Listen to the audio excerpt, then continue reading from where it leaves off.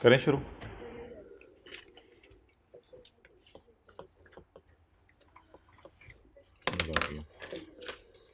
जी lecture number 31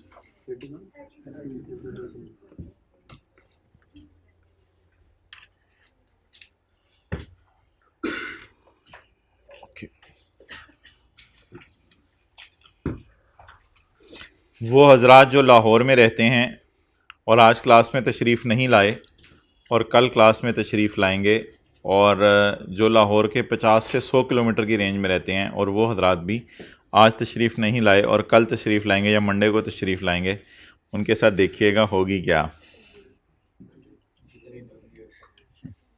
अजीब लोग हैं ऐसे। देखिए कैसे कैसे लोग हैं दुनिया में। लाहौर में बैठे हैं इस वक्त, कोई इचरा में बैठा है, कोई पत्तों की तो रहने दो।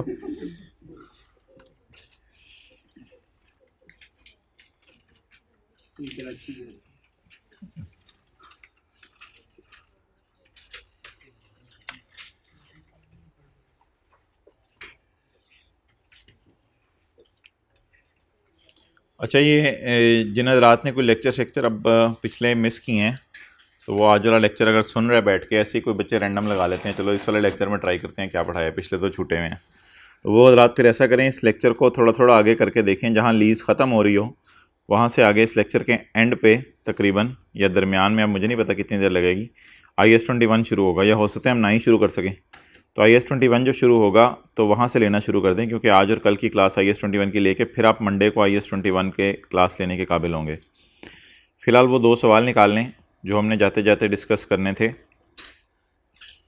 प्रैक्टिस का क्वेश्चन नंबर 30। कुछ बता दें, आप भी क्लास में आए हुए हैं, कौन कौन से सवाल थे वो दोनों? 37 था, गुड गुड, 37 था, और 38 नहीं 38 नहीं था, बिल्कुल गलत कह रहे हो आप। 30, एक्सेलेंट, 35 था। हाँ वो तो बाद में करते हैं, ये 37 था जी क्वेश्चन।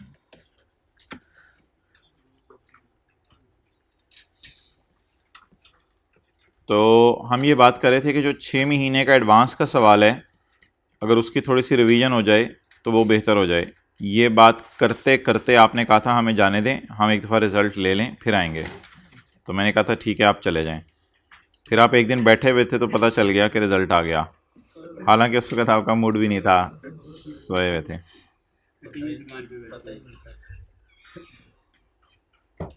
सरप्राइज़ मिला।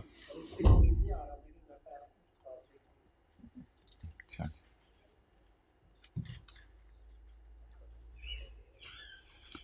ये लाइनें शो कर रही हैं कि यहाँ से कोई होके गुजरा है, ये लाइनें शो कर रही हैं यहाँ से कोई होके गुजरा है, ये एंट्रीज शो कर रही हैं यहाँ से कोई होके गुजरा है और पिछली क्लास में गुजरा है। ठीक है, तो ये सवाल हम कर रहे थे, तो इसकी तरफ चलते हैं।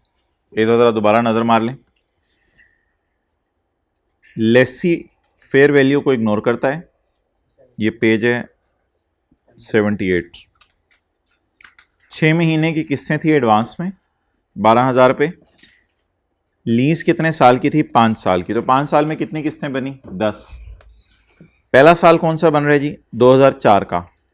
तो यकम जनवरी, अब ज़रा विजुलाइज करें 2004 के साल की किस्तें कैसे पे होंगी। सोचें ज़रा, 2004 के साल की किस्तें कब पे होंगी? यकम जनवरी 4, यकम जुलाई 4, एंड सो ऑन, 5 साल तक चलता रहेगा। यकम जनवरी 5, यकम जुलाई 5, यकम जनवरी 6, यकम जुलाई 6, इस तरह टोटल टेन्योर बनेगा। तो ये देख लें, ये पहले साल की किस्तें, ये दूसरे की, ये तीसरे की, ये चौथे की, और ये पांचवें की। इसकी डिस्काउंटिंग में हमने कहा था पहले वाली फिगर को आपने डिस्काउंट नहीं करना, ठीक है। अच्छा, इसकी जनरल एंट्रीज हमने कर ली थी। अब मुझे याद नहीं आ रहा इसका P&L बैलेंस शीट किया था नहीं किया था। मैं बहरहाल P&L बैलेंस शीट की तरफ मूव करने लगा हूँ। हल्का फुल्का मुझे याद पड़ रहा है, शायद हमने कर लिया था, लेकिन फिर भी मैं मूव करता हूँ, ज़रा रिवाइज हो जाएगा P&L और बैलेंस शीट। अच्छा, P&L में इंटरेस्ट एक्सपेंस के लिए और बैलेंस शीट में इंटरेस्ट पेएबल के लिए लाइन की ज़रूरत नहीं है। अच्छा, मुझे आप बताएं, मेरा ईयर एंड है 31 दिसंबर 4, तो ये जो इंटरेस्ट है ये कितने अरसे का है? जनवरी, फरवरी, मार्च, अप्रैल, मई, जून का यकम जुलाई को पे हो रहा है। ये 6 महीने का इंटरेस्ट है। इसका अरसा कैसे पता चला करेगा? वो जो मैंने लेफ्ट के ऊपर सी सा बनाया है, यहां से इसका अरसा पता चल जाएगा। तो जनवरी से जून का इंटरेस्ट यकम जुलाई को पे हो रहा है। पे जब मर्जी हो उसको छोड़ें। जनवरी से जून का है तो इसका मतलब है ये हमारे 6 महीने का, हमारे साल के 6 महीने का। ये इंटरेस्ट कितने अरसे का है? ये इंटरेस्ट जुलाई, अगस्त, सितंबर, अक्टूबर, नवंबर, दिसंबर के महीने का। ये भी इंटरेस्ट हमारे साल के 6 महीने का। तो अब हमारे साल के टोटल 12 महीने हो गए। अब इन दोनों को जमा करेंगे तो ये फिगर आ जाएगी एक्सपेंस फॉर द ईयर की। अब अगला सवाल है पेएबल कितना है? पेएबल ये पूरा नहीं होगा। वजह क्या है? जनवरी से जून वाला हमारे साल ही यकम जुलाई को पे हो गया, और जुलाई से दिसंबर वाला अगले साल यकम जनवरी को पे हुआ। अब बता दें पेएबल में कितना जाएगा बैलेंस शीट में?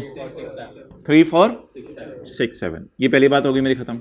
दूसरी बात, अगर लेसर का सवाल हो और 31/12/4 हो और अनअर्न्ड इंटरेस्ट निकालना हो 31/12/4 का, तो ये अर्न्ड होगा।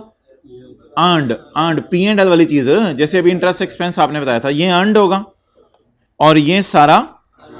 अब आपकी मर्जी है टोटल में से अर्न्ड माइनस करके अनअर्न्ड निकालें या आप सारे अनअर्न्ड को जमा कर लें, वो आपकी मर्जी है। Clear?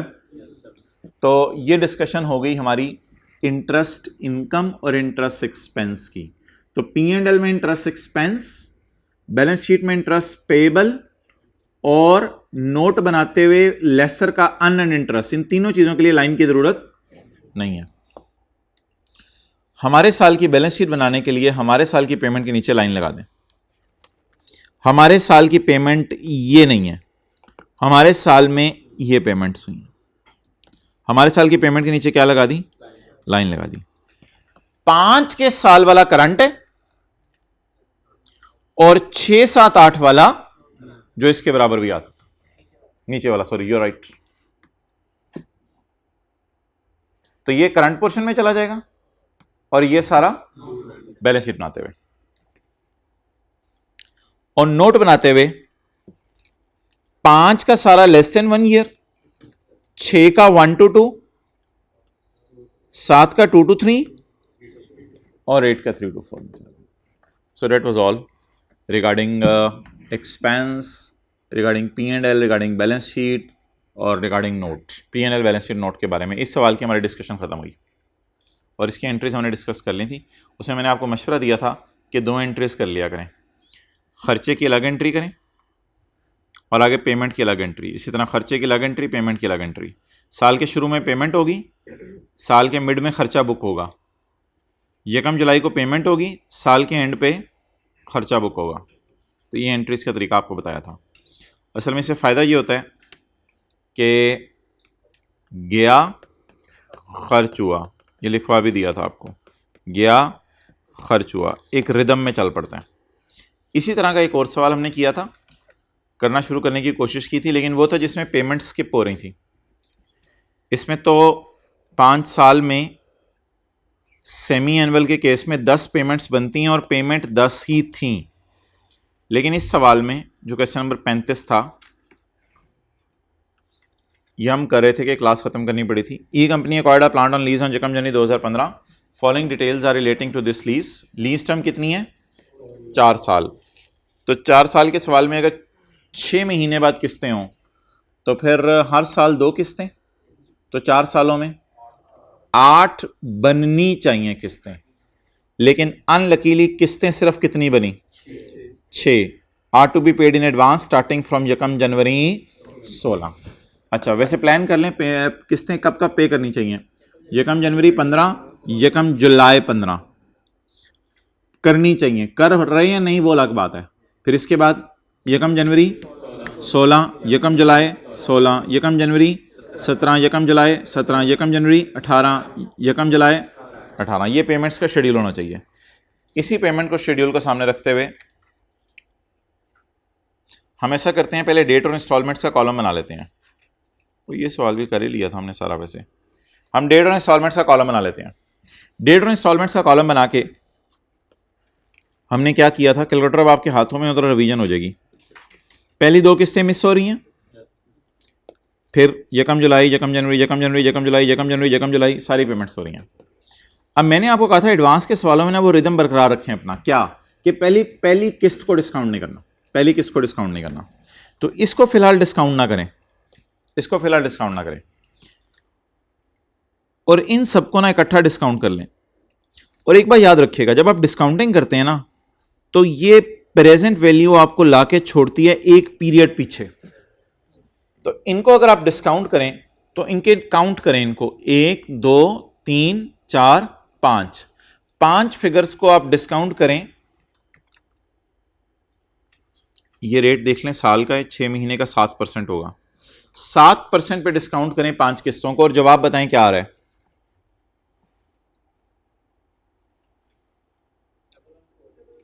1148, but this 1148 represents black. I need also red, so please add up this red, 280. So the total is 14. This 1428 is the present value of 6 figures on यकम जनवरी 16. This, ये मैं पेज नंबर 120 पे हूं। This 1428 is the present value of 6 figures on यकम जनवरी 16. But I need PV at the start of lease. So PV at the start of lease, is it a single figure or these are multiple figures? No, it is a single figure. These are multiple figures. Multiple figures की ये single figure बना लिया अब हमने। 280 पे होगा तो 1428 तो नहीं पे होना, ये तो इनकी पीवी है। तो is it a single figure और मल्टीपल फिगर्स? सिंगल फिगर को डिस्काउंट करना है, कहां से कहां लाना है, कहां से कहां लाना है? यकम जनवरी से यकम जनवरी 16 से यकम जनवरी 15 पे लाना है। कितने साल पीछे लाने हैं? 1 साल। 1 साल में कितने 6 महीने आएंगे? 2। तो अगर 1 साल में 2 दफा 6 महीने आएंगे तो 2 दफा 6 महीने इनको पीछे लाएंगे। बिल्कुल। तो जब डिस्काउंटिंग हर जगह आप 6 महीने वाले यूज करें तो यहां भी 6 महीने वाले यूज करें।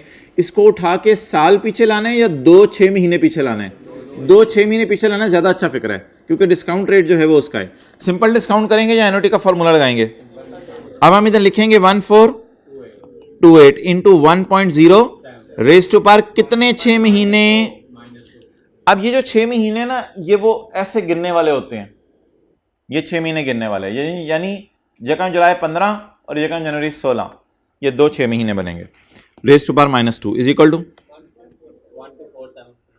1247.3।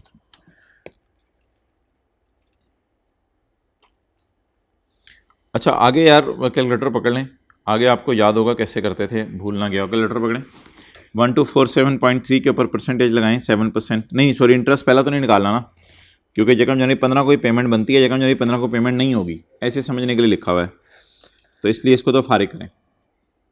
Try to understand. यकम जनवरी 15 को किस्त पहली देनी थी लेकिन किस्त नहीं दी, तो फिर प्रिंसिपल भी अभी तक कोई पे, इंटरेस्ट भी पे, इसलिए ये फिगर उधर ही खड़ी है। उसके बाद बताएं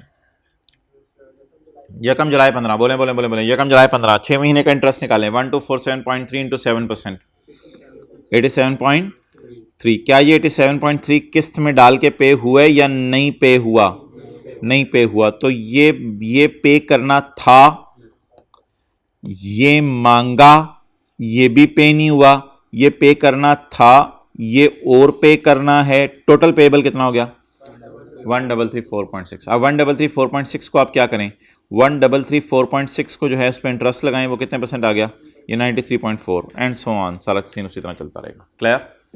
अच्छा जी, अब इसकी एंट्रीज रह गई थी, इसकी एंट्रीज रह गई थी।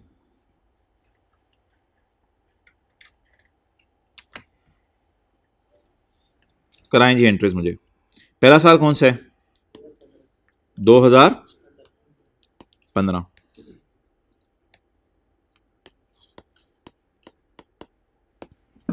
यकम जनवरी 15, right of use debit, lease liability credit, कितने से?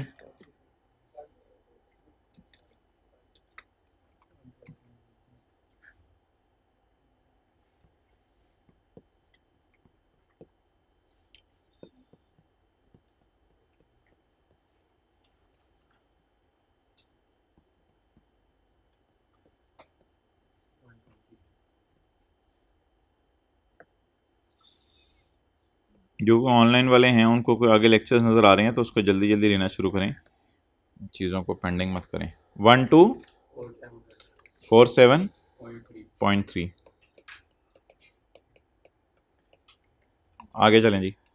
यकम जनवरी 15 को किस्त पे हुई? नहीं। जगह छोड़ दूं यकम जनवरी 15 को? छोड़ दें, क्योंकि अगले सालों में किस्त पे होनी है, कंसिस्टेंसी के लिए जगह छोड़ देता हूँ यकम जनवरी 15 को। नेक्स्ट, यकम जनवरी 15 को कोई किस्त पे नहीं हुई। अब 30 जून 15 को 6 महीने का इंटरेस्ट बुक करूं? जी करूं। 30 जून 15 को 6 महीने का इंटरेस्ट बुक करूं।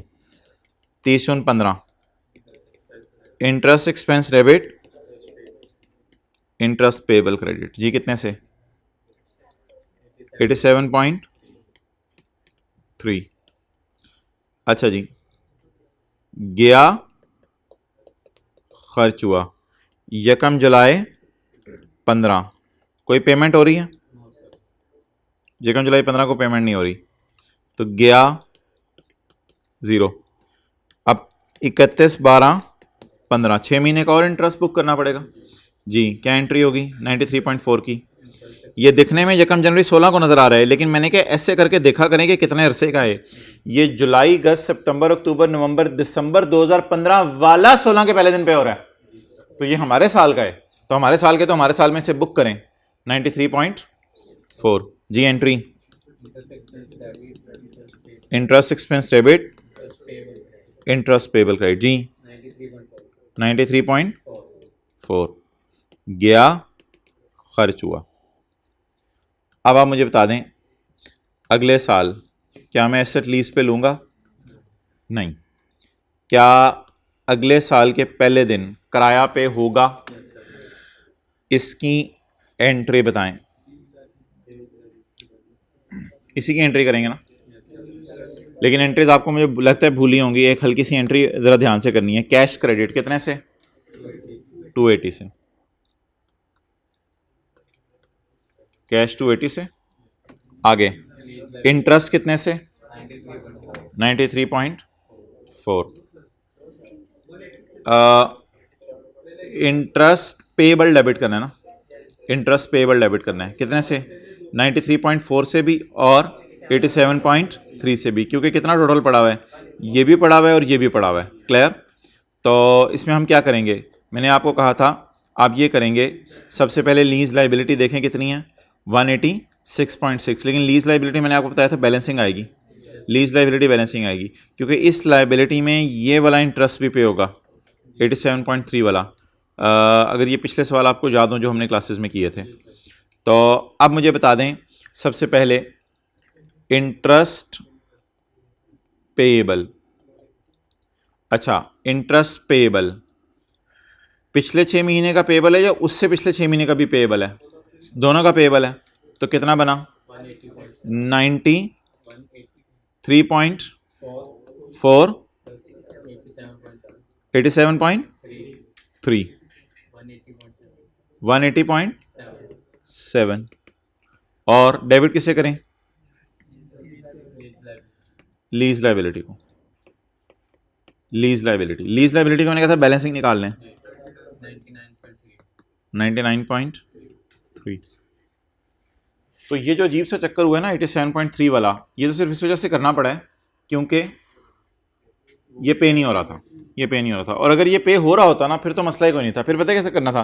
फिर तो सादा सी एंट्री थी, cash credit, lease liability debit और interest payable debit, interest payable debit, interest payable debit, क्योंकि ये पिछले 6 महीने के। ऐसा ही है, भूल तो नहीं रही बातें, भूल तो नहीं रही बातें, बोले बोले बोले बोले।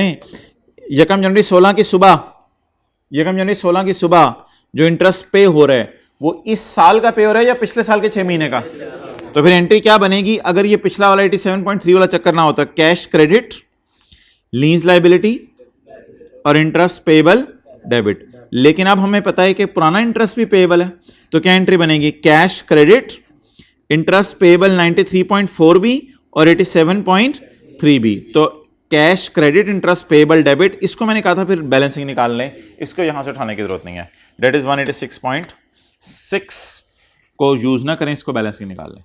आगे अल्लाह का शुक्र है कोई मसला नहीं है, आगे कोई मसला नहीं है। आप बता दें कितने महीने का इंटरेस्ट बुक करना है? 6 महीने का। किस दिन का? 30 जून 16 का। 30 जून 16 का इंटरेस्ट देखें, 30 जून 16 को नजर आ रहा है या एक दिन बाद नजर आ रहा है? कितना? 80.4।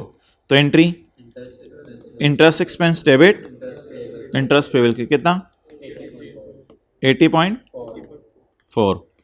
और आगे चलें, आगे जरा आसान है इसलिए मेरा भी नोट करने का दिल नहीं चाह रहा।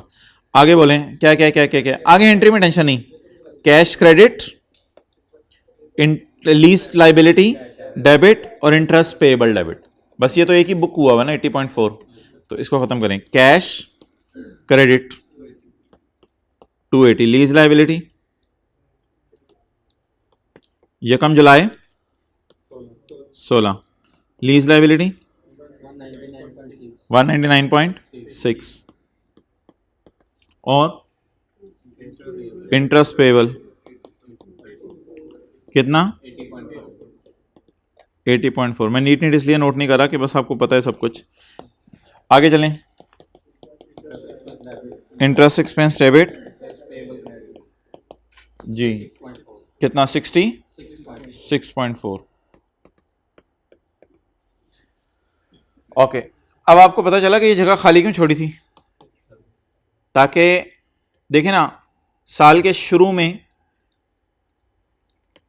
क्योंकि सवाल एडवांस का है, तो साल के शुरू में पे करेंगे, साल के मिड में खर्चा होगा, फिर साल के 1 जुलाई को पे करेंगे और 31 दिसंबर को खर्चा होगा। उसी पैटर्न पे हमने सवाल चलाया 35 जैसे 37 है, तो 35 37 को मैं स्टिल कहूँगा आज आपने एक सिटिंग में बैठ के करना है।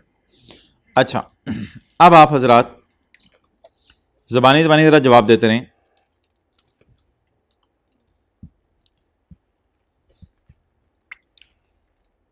कि 31 दिसंबर 17 का इंटरेस्ट एक्सपेंस कितना है? 31 दिसंबर 17 का इंटरेस्ट एक्सपेंस कैलकुलेटर पे बताएं कितना है?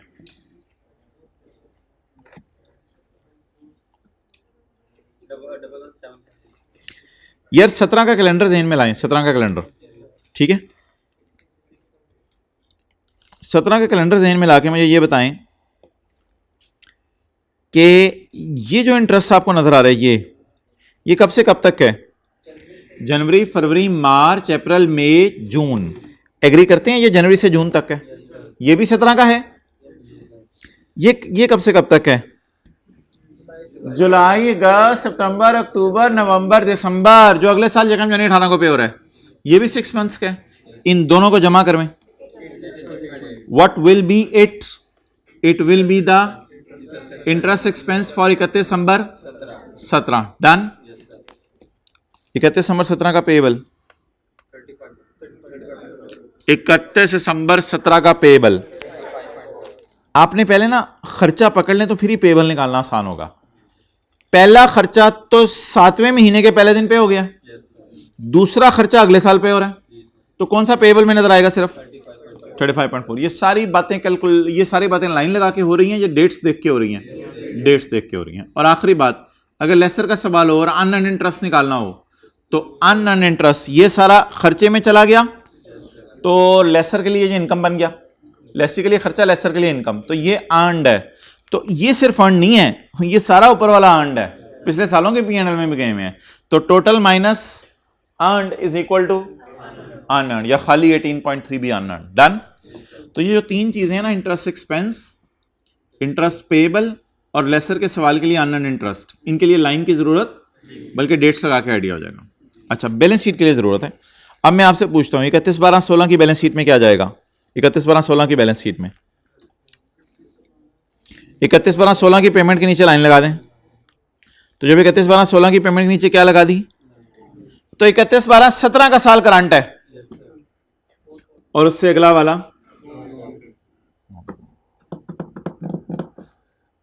क्या करंट डाला है, 2 किस्तें क्योंकि सेमी एनुअल है, सेमी एनुअल।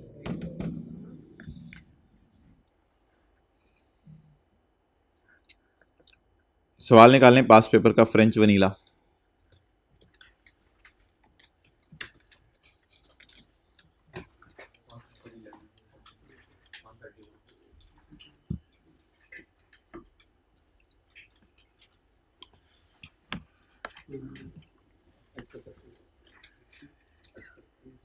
पेज 131।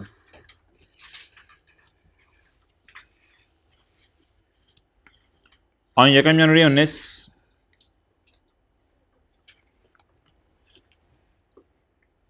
सवाल बड़ा मजे के, साथ साथ अटेंटिव रहना है। On 1 January 19, French Vanilla Leasing Limited purchased a machine costing rupees 200 million, having useful life of 8 years. Residual value of the machine at the end of life is estimated at 16 million. इसने एक machine purchase की है, ठीक है जी। एक महीने बाद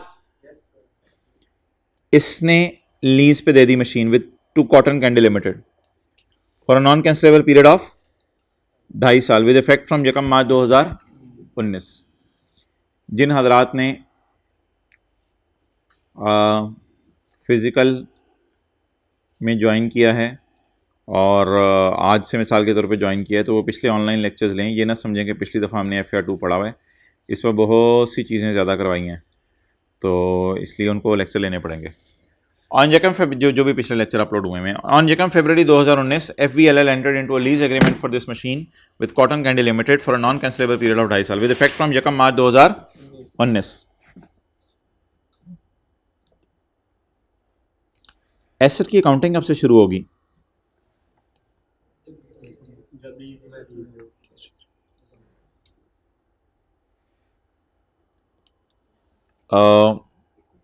machine को 1 मार्च, मशीन किस दिन लेके जाएगा लेसी?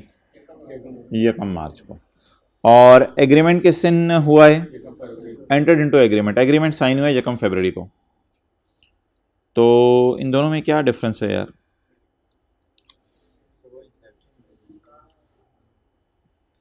निकाह और रुखसती वाला फ़र्क है। एक्सेलेंट, बस ये बातें जहन में रह जाती हैं, बाकी सब कुछ भूल जाता है इनको। नहीं सही पहुंचे हो, बाकी तो पहुंचे भी नहीं ना।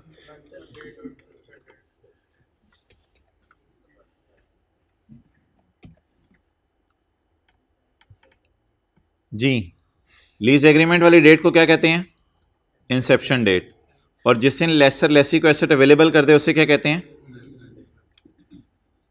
लीज इंसेप्शन की डेट की सिग्निफिकेंस क्या थी? इस दिन डिसाइड होगा कि लीज भी है या नहीं है। अच्छा जी, तो किस दिन लेसर ने एसेट खरीदा? किस दिन मुआहिदा किया कि मैं तुम्हें दे दूंगा? किस दिन दे दिया?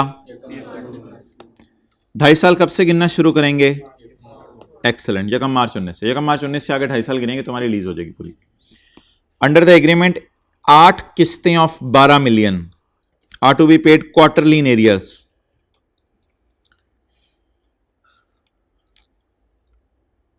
चार किस्तें बनती है ना साल की, 4 किस्तें बनती है ना साल की। साल कितने हैं? 2.5 साल। तो 1 साल की 4, 2 साल की और आधे साल की 2। अटेंटिव में 7 साल में 1 साल में 4 किस्तें, 2 साल में 8 किस्तें और तीसरा साल आधा है तो उसमें 2 किस्तें। टोटल कितनी 10। 10 में से कितनी देनी है? 8। इसका मतलब है शायद कोई किस्तें स्किप हो रही हों बीच में। तो 10 किस्तें बनती थीं, लेकिन पे कितनी होनी है? 8। Are to be paid quarterly in arrears commencing from the end of 3rd quarter, date is 30 November. 3rd quarter से शुरू होनी है। तो हम पहले ही पता चला चुके हैं कितनी किस्तें मिस होनी है? 2। तो शुरू कब से होनी है? 3rd क्वार्टर से। इसका मतलब है 1st क्वार्टर की किस्त 0, 2nd क्वार्टर की 0। आप जरा दिमाग लड़ाएं। 1 मार्च को लीज शुरू हुई है, क्वार्टर मार्च, अप्रैल, मई।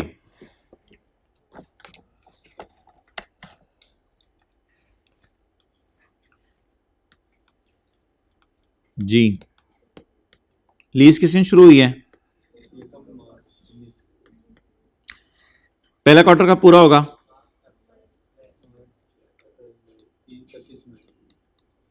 दूसरा क्वार्टर मई को नहीं गिनना आप, जून जुलाई अगस्त। तीसरी किस्त 30 नवंबर, बोलो बोलो बोले 19, डन। उसके बाद अगली किस्त 28 फरवरी 20, डन। 28 फरवरी 29 दिन 2016 में 20 में, हाँ ठीक है। अच्छा आगे चलें। ओ दीवानो, अब आगे देखने की जरूरत नहीं है, बस ये ऊपर से मई 8 और ये जो मई है और ये उसी को बस यूज़ करो। अब आप लोगों की तरह सोचने की जरूरत तो नहीं। अब इन्हीं चारों को दोबारा नीचे लिख लो, रेपिटेशन। और 2.5 साल पूरे करने हैं, ये भी 1 साल हुआ है, अभी तो कहानी शुरू हुई है माय डियर, अभी 1 साल हुआ है। कितने साल पूरे करने हैं? 2.5 साल पूरे करने हैं। तो बोले बोले बोले 31 में 20, 31 8 20। ऊपर देख रहे हैं या सोच रहे हैं? ऊपर देख रहे हैं और साथ साथ सोच रहे हैं, बहुत अच्छी बात है, वेल डन। 30 नवंबर 20, और आगे 28 फरवरी, एक दिन खा गए अब आप, 28 फरवरी 21, क्योंकि कैलेंडर ने खुद खाया है। ओके, कितने साल हो गए? ये पहले साल की किस्तें, ये दूसरे साल की किस्तें, और तीसरे साल की किस्तियां, 2 किस्तियां। बोले बोले बोले बोले बोले 31 5 21। ऊपर से देख के बता रहे हैं या सोच भी रहे हैं? ऊपर से देख के बता रहे हैं और सोच भी रहे हैं साथ साथ, गुड। ये किस्तें हो गई। ये मैंने क्या बना दिया है? पहला कॉलम, कौन सा वाला? ये मैंने क्या बना दिया है? पहला वाला कॉलम, इंस्टॉलमेंट्स। पहले में तो वो आरओयू की कॉस्ट आती है ना। 31 में 19। अंडर द एग्रीमेंट 8 किस्तें और 12 million are to be paid quarterly in arrear commencing from end of third quarter, that is 30 November 19। So for the first quarter there will be there will be 12 12 12 12 12 12 12 12 12 12, 8 दफा हो गया 8 दफा। ये column बन गए 2। जब ये 2 कॉलम बन गए, अब हम देख लेते हैं लेसी के लिए सवाल जो है वो लो वैल्यू एसेट है, शॉर्ट टर्म लीज है, या नॉर्मल लेसी है।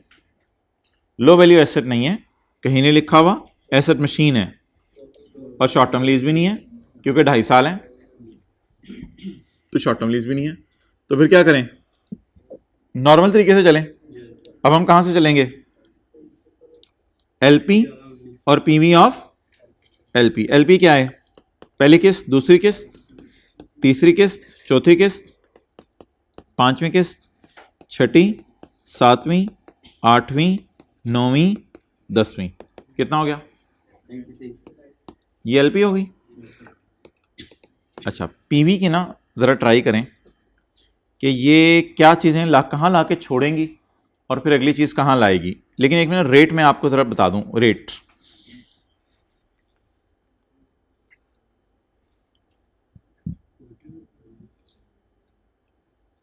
इंटरेस्ट रेट की डिस्कशन याद है लेसी के लिए? Will use lessor rate if this is not known, he will use his own incremental borrowing rate. एफईएलएल लेसर का इंप्लिसिट रेट है 15%, लेकिन लेसी को ये नहीं पता। इसका इंक्रीमेंटल रेट 16% है। कौन सा रेट यूज करेंगे? 16% साल का या क्वार्टर का है? साल का है। 16% इंटू 3/12 या डिवाइड बाय 4, जो मर्जी कर लें। साल में 4 क्वार्टर होते हैं, डिवाइड बाय 4, या एक क्वार्टर 3 महीने का होता है, इंटू 3/12। क्या आ गया? 4%। पीवी निकालें 4% पे।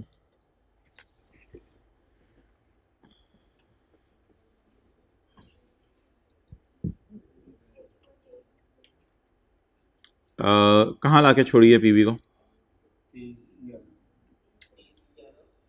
मैं यकम मार्च 19 की पीवी पूछ रहा हूँ। जहां से मैंने अमोर्टाइजेशन शेड्यूल बनाना शुरू करना है। बताएं क्या? 77। मुझे बताएं, इनको जब आप डिस्काउंट करेंगे, एडवांस का सवाल नहीं है, एरियर का है, तो पहली फिगर को भी डिस्काउंट करेंगे। इनको जब डिस्काउंट करेंगे तो मेरा एरो देखें, मेरा रेड वाला एरो सही है या मेरा ग्रीन वाला एरो सही है? ग्रीन वाला एरो सही है। क्यों ग्रीन वाला एरो सही है? क्योंकि ग्रीन वाला है? नहीं, क्यों ग्रीन वाला एरो सही है? डिस्काउंटिंग हमेशा एक पीरियड पीछे लाके छोड़ती है। तो जब मैं इनको डिस्काउंट करूंगा, ये मुझे कहां लाके छोड़ेंगे? भरे बाजार में या 31/8/19 को? 31/8/19 को जरा बताएं क्या आ रही है पीवी? 12 कितनी दफा नजर आ रहा है? 1 2 3 4 5 6 7 8 दफा नजर आ रहा है। 12 मैनुअली डिस्काउंट करेंगे या एनओटी का फॉर्मूला लगाएंगे? एनओटी का फॉर्मूला लगाएंगे, और ये हमें लाके छोड़ेगा एक पीरियड पीछे। एक पीरियड पीछे लाके छोड़ा, क्या जवाब आया? 80.79। 80.79 को अब मैंने रेड मार्कर से यहां लाना है। अब आप जरा मुझे उंगलियों पे गिन के बताएं, यकम मार्च और 31/8 के दरमियान कितने क्वार्टर आते हैं? पहले जरा देख लें महीने कितने आते हैं। 6 महीने आते हैं, मार्च अप्रैल मई। मार्च को काउंट करना है ना, मार्च अप्रैल मई जून जुलाई का 6 महीने आते हैं। या क्वार्टर कितने? 2 क्वार्टर पीछे लाने का क्या मतलब है? 2 पीरियड पीछे लाएं, 2 पीरियड पीछे लाने पड़ेंगे। तो 2 पीरियड पीछे लाएं, ऐसे हाथों से गिन के 2 पीरियड पीछे लाएं, तो सिंपल फॉर्मूला लगेगा। सिंपल एनओटी क्यों बोल रहे हो? नहीं, सिंपल एनओटी तो ये तो या सिंपल है या एनओटी है। सिंपल फॉर्मूला बोलना था, सिंपल एनओटी नहीं बोलना था। सिंपल डिस्काउंटिंग का फॉर्मूला लगाएं, तो इसको 2 पीरियड पीछे बुलाएं। 80.79 इसको कैसे पीछे बुलाएंगे? 80 आजा से नहीं आएगा, कैलकुलेटर पे कुछ करना पड़ेगा। आजा से उसने आ जाने बाहर। 80.79 इंटू 1.04 रेज टू पावर कितने दफा? 3 महीने जी।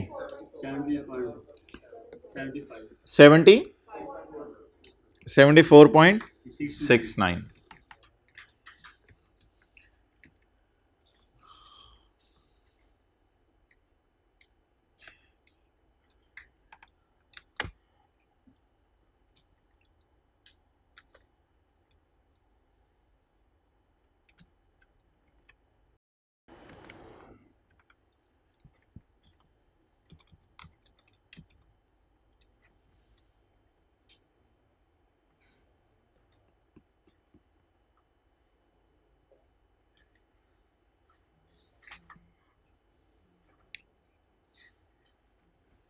डन जी।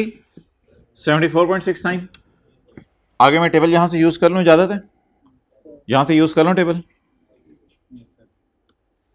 यकम मार्च 19, 31 मई, 31/8, 30 नवंबर, 29 फरवरी। डन। अच्छा, अब मुझे ये बता दें कि 74.69 आ गया, इस पर इंटरेस्ट निकालें। ये एडवांस वाला सवाल नहीं है, तो इसमें पहली वाली को किसको मिस नहीं करनी। इस पर इंटरेस्ट निकालें। 2.99 पे हुआ या नहीं पे हुआ? अगर नहीं पे हुआ तो ये ऐड हो जाएगा, कंपाउंड हो जाएगा। कितना आ गया? 77 पॉइंट। इस पे लगाएं इंटरेस्ट 3.11। पे हुआ या नहीं पे हुआ? नहीं पे हुआ तो क्या हो जाएगा? कंपाउंड हो जाएगा। कितना हो गया? 80.79। एंट्रीज बताएं, बताएं जल्दी। ROU debit, lease liability credit. किस दिन? यकम मार्च 19।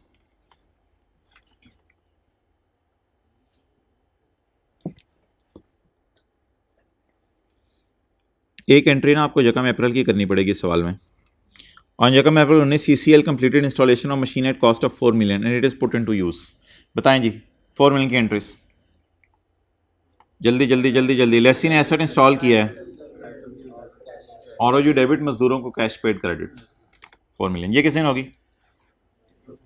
यकम अप्रैल 19। यकम मार्च 19 को क्या एंट्री हो गई? ROU debit, lease debit. और यकम अप्रैल 19 को ये किसकी एंट्री हो गई? इंस्टॉलेशन की। अगली एंट्री बताएं। ओ भाईजान, इसमें गया खर्च हुआ की अलग अलग एंट्री नहीं है। इसमें गया खर्च हुआ की एक ही दिन एंट्री है। एक ही दिन क्यों एंट्री है? क्योंकि किससे एरियर में है। तो गया खर्च हुआ के चक्कर में पड़ने की जरूरत नहीं है। बस 31 में 19 को एंट्री बताएं, 31 में 19 को इंटरेस्ट बुक करें, interest expense debit, interest payable credit, done. आगे 3.11 की एंट्री बताएं, जल्दी जल्दी जल्दी जल्दी। Interest expense debit, interest payable credit. अगली एंट्री आपने मुझे करवानी है ताकि वो रिवीजन हो जाए अभी जो बात की थी। कैश क्रेडिट कितने से? 12 से। इंटरेस्ट पेएबल आपने जो है वो कितना पेएबल है, इंटरेस्ट पेएबल कितना खड़ा कर चुके हैं?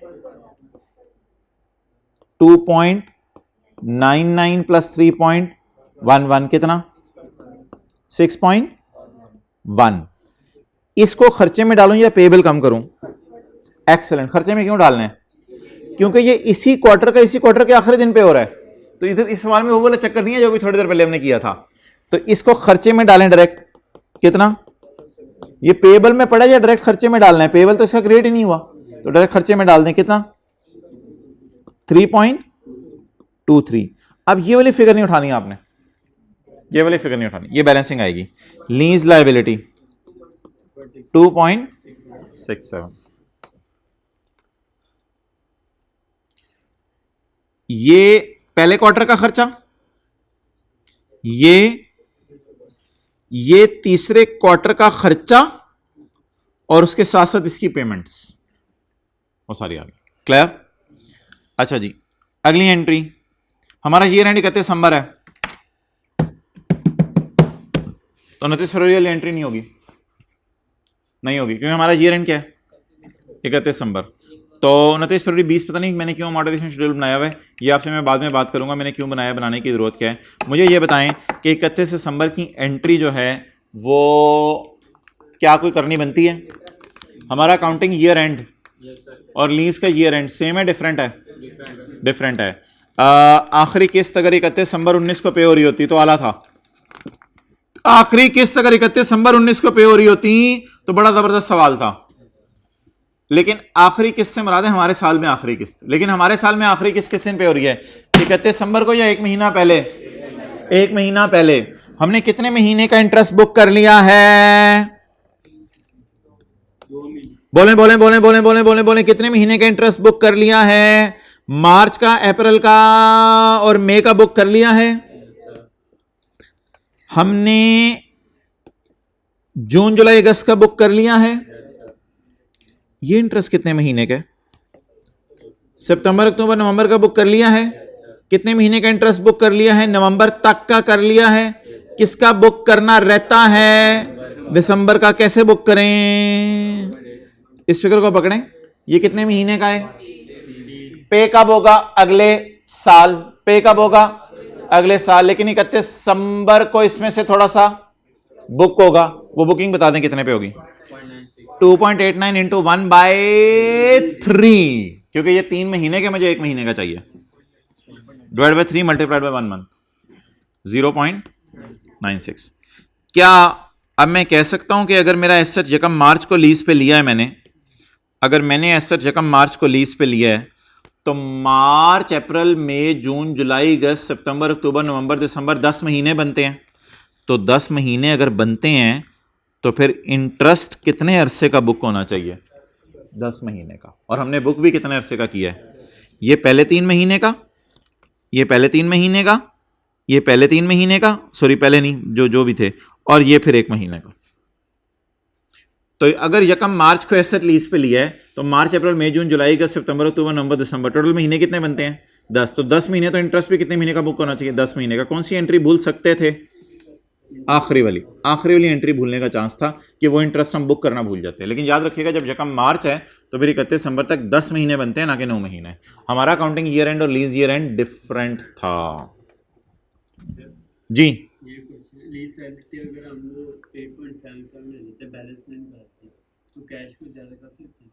नहीं, तो जितना पे हुआ है कैश उतना ही है ना, तो गड़बड़ हो जाएगी। नहीं यार, असल में ना इस सवाल में होता यह है कि हम इंटरेस्ट को भी लीज लायबिलिटी में डाल देते हैं, हालांकि डालना नहीं चाहिए लेकिन मजबूरी है, अमॉर्टाइजेशन शेड्यूल इस तरह वरना बनता नहीं है। तो हम इंटरेस्ट को भी लीज लायबिलिटी में डाल देते हैं, फिर इंटरेस्ट को भी लीज लाइबिलिटी में डाल देते हैं। अब जब वो पे हो रहा होता है तो दिखने में लीज लाइबिलिटी लग रही होती है, लेकिन असल में वो लीज लाइबिलिटी में डला हुआ क्या होता है। इसलिए इसमें से आपको इंटरेस्ट पेबल जो डाला हुआ है लीज लाइबिलिटी में उसे बाहर निकालना पड़ता है। इस वजह से ये जो 8.77 है मैंने एज इट इज नहीं उठाया था, बल्कि ये दोनों पहले से पेमेंट्स करवाई थी। समझ आ गया बात, क्लियर हो गया। अच्छा, अब भाईजान इस सवाल में एक मसला है, बड़ा भयानक मसला है, वो है डेप्रिसिएशन का कि 31 दिसंबर 19 को खड़े होकर हमने क्या निकालनी है, डेप्रिसिएशन। क्योंकि आपको पता है लेसी डेप्रिशिएट भी करता है, तो 31 दिसंबर 19 को खड़े होकर हमने डेप्रिसिएशन निकालनी है। डेप्रिसिएशन निकालने के लिए टाइम क्या करेंगे, इसको पकड़ेंगे और कितने साल की डेप्रिसिएशन निकालनी है, 2.5 साल की नहीं, 2.5 साल की नहीं, 2.5 साल की नहीं, कितने महीने की, 10 महीने की। तो 10 महीने की डेप्रिसिएशन कैसे निकालेंगे, बोले बोले बोले बोले बोले 74.69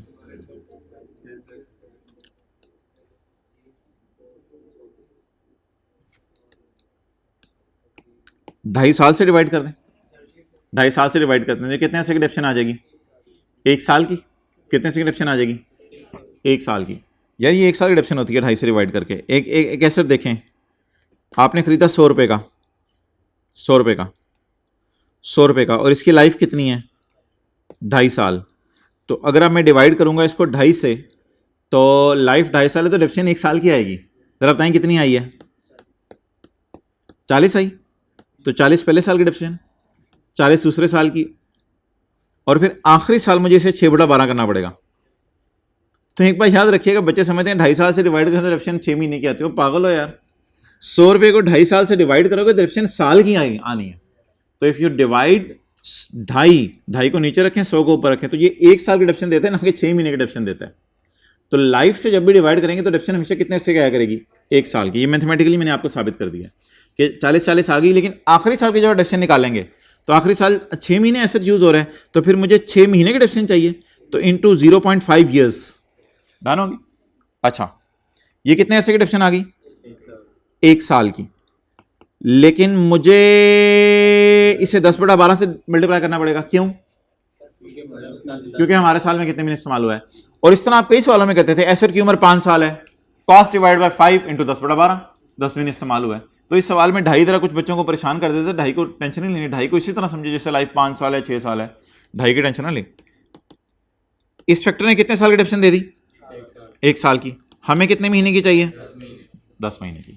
कितनी आ गई, 24.9 जो भी आ गई, 24.9 या जो भी आ गई। एक और तरीका, 2.5 साल में कितने महीने हैं, 30 महीने हैं। 2.5 साल में कितने महीने हैं, 30 महीने हैं। 12 जमा 12 जमा 6, 12 जमा 12 24, 24 जमा 6 डिवाइड बाय 30 महीने मल्टीप्लाइड बाय 10 महीने। अब क्योंकि डिनोमिनेटर में महीने पड़े हैं तो इसको इससे डिवाइड करेंगे तो क्या आएगा, 1 साल की डेप्रिसिएशन नहीं आएगी, 1 माह की डेप्रिसिएशन आएगी। 1 माह की डेप्रिसिएशन निकल आई, 1 माह की डेप्रिसिएशन को 10 माह से मल्टीप्लाई कर दो तो जवाब देखें क्या आ रहा है, 24.9। 7 वाला नोट करें ये, या ऐसे ही बस लगा हुआ है, देख ही जा रहा है, शो देख रहा है। 24.9 डन, क्लियर। अच्छा जी, अब सवाल ये है कि हमने तो 74.9 को डेप्रिशिएट नहीं करना था, हमें तो डेप्रिशिएट करना चाहिए था ROU को, हमें तो ROU को डेप्रिशिएट करना चाहिए था, लेकिन हमने तो सिर्फ किसको डेप्रिशिएट किया है, ओ बोले ना, हमने सिर्फ 74.69 को डेप्रिशिएट किया। हालांकि इंस्टॉलेशन भी एसेट की कॉस्ट में डलती है। आपने एसी खरीदा 100 रुपए का, कायदा के जमाने की बात कर रहा हूं, आपने एसी खरीदा 100 रुपए का,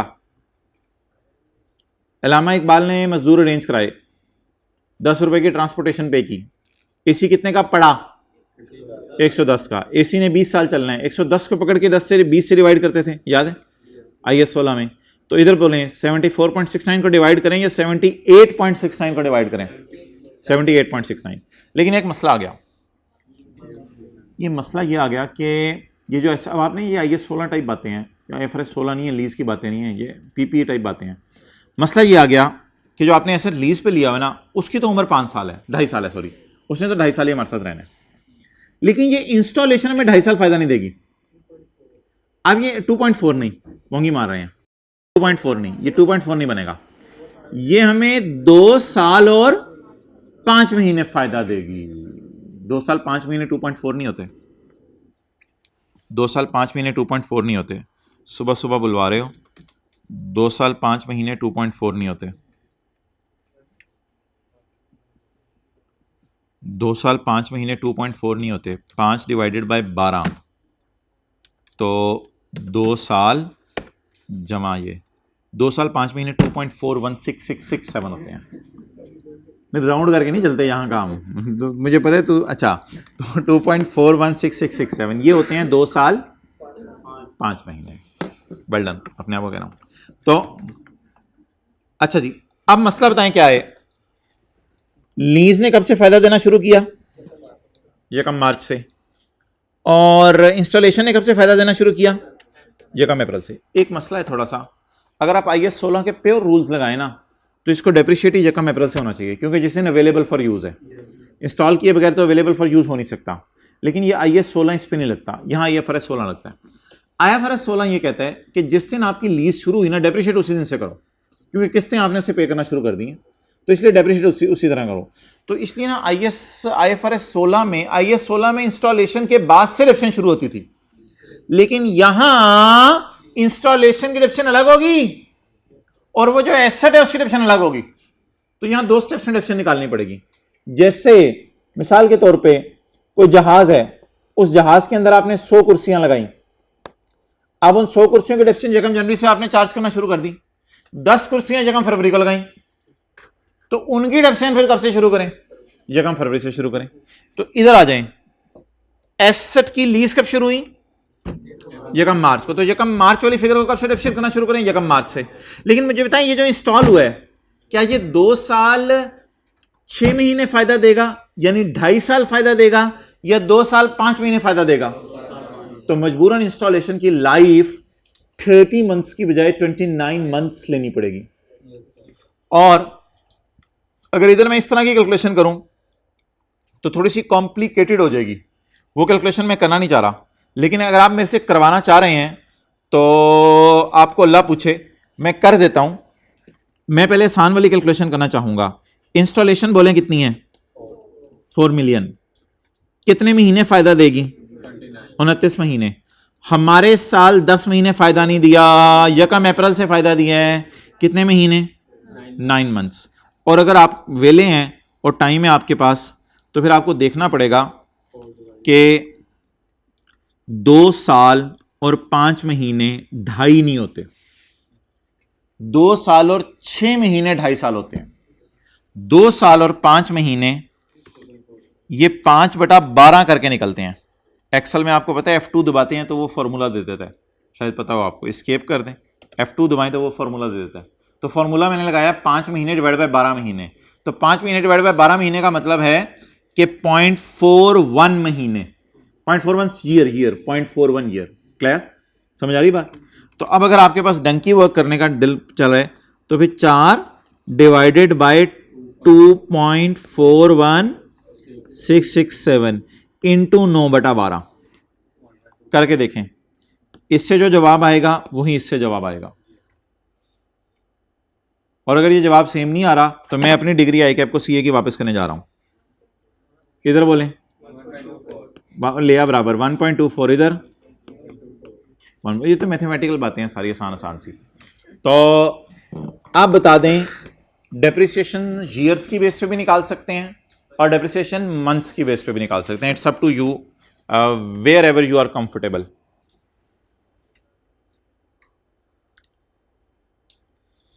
डेप्रिसिएशन 2 दफा क्यों निकालनी पड़ी? क्योंकि इंस्टॉलेशन डेट और लीज कमेंसमेंट डेट सेम नहीं थी।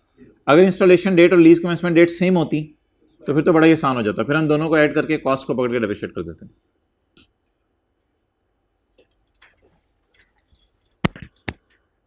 तो ये अजीब सी डेप्रिसिएशन की कैलकुलेशन थी। मेरा दिल चाह रहा था मैं 10 महीने डेप्रिशिएट करता, लेकिन मजबूरन इंस्टॉलेशन को मुझे कितने महीने डेप्रिशिएट करना पड़ा? 9 महीने। असल में ना ये इंस्टॉलेशन की लाइफ है जो 2.5 साल से गिर के 2.4 ईयर्स रह गई है।